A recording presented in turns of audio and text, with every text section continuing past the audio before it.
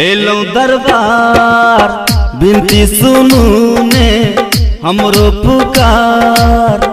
हे देवी मैया एलो दरबार बिनती सुनू ने हमरो पुकार।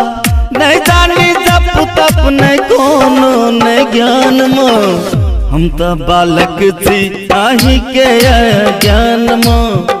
हम तो बालक थी आही के ज्ञान में।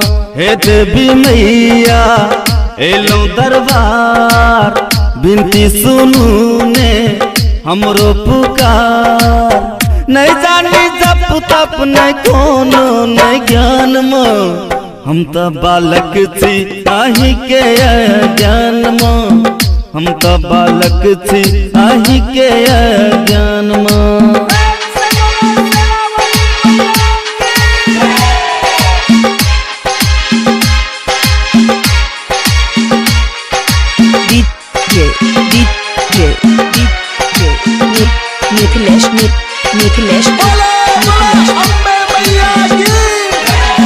सगरो जगत के माँ आहा खेवैया पार लगा बुन हमरो इनैया। सगरो जगत के माँ आहा खेवैया पार लगा बुन हमरो इनैया। भर जग सो ठुकरायल छी मैया। भर जग सो ठुकरायल छी मैया। अही के शरण में हम आयल छी मैया। करू माप भूल भलैया ज्ञान में हम तो बालक थी आही के ज्ञान में। हम तो बालक थी आही के ज्ञान में। हे देवी मैया एलो दरबार बिनती सुनू ने हमरो पुकार। नहीं जानी जप तप नहीं कोनो नहीं ज्ञान में हम तो बालक थी आही के ज्ञान में। हम तो बालक थी आही के ज्ञान में।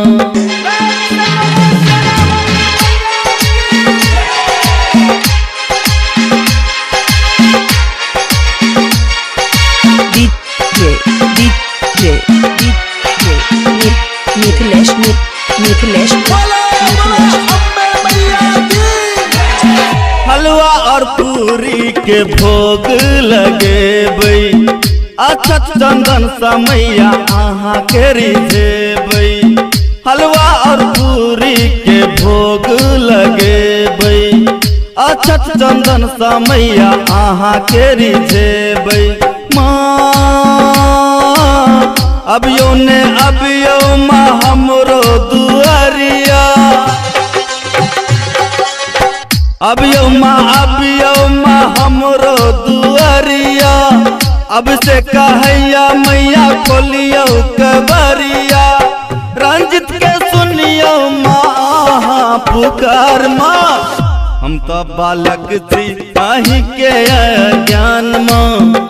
हम तो बालक थी आही के ज्ञान में।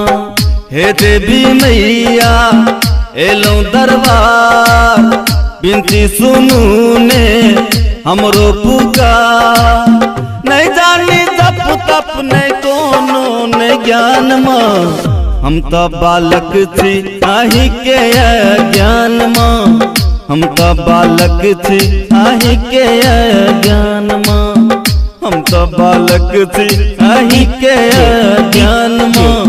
हम तो बालक थी आही के ज्ञान में।